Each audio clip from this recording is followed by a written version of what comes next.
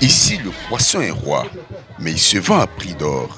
À Adiaké, malgré l'abondance des ressources halieutiques, avec la présence de la lagune Abi, le poisson devient un luxe pour de nombreux habitants.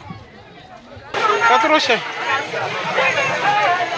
Le poisson est trop cher, on ne peut pas payer. 2000. Ça ne peut pas faire sauce de une journée. 2000 là, ça ne peut pas faire sauce de une journée. Les clients et clientes ne sont pas les seuls à se plaindre du prix du poisson à Adiaké. Les vendeuses, elles aussi, s'en plaignent, surtout que la vente de poissons constitue l'activité principale pour la plupart d'entre elles.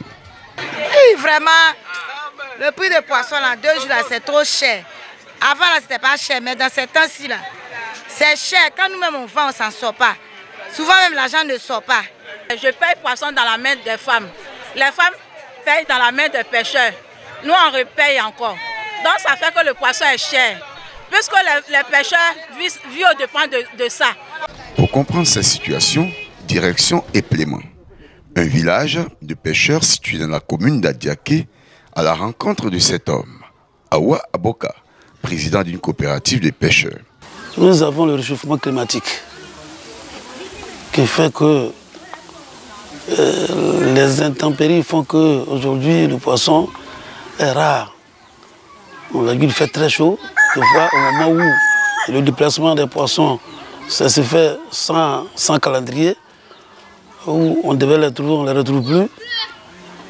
Et il y a aussi l'orpaillage clandestin qui est venu complètement changer la couleur de l'eau.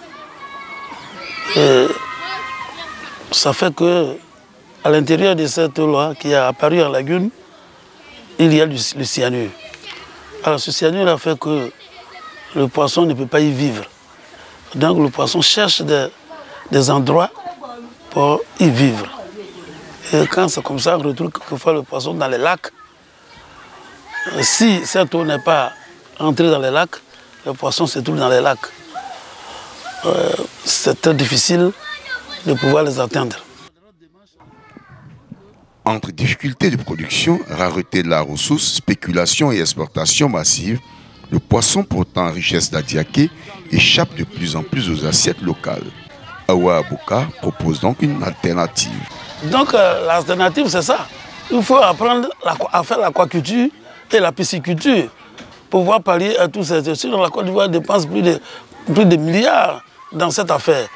En attendant la mise en place de cette solution et bien d'autres, les habitants doivent faire face à une dure réalité, payer plus ou manger moins de poissons. Selon la Banque centrale des États d'Afrique de l'Ouest, BCAO, la Côte d'Ivoire achète chaque année pour 675 millions d'euros de poissons sur les marchés internationaux.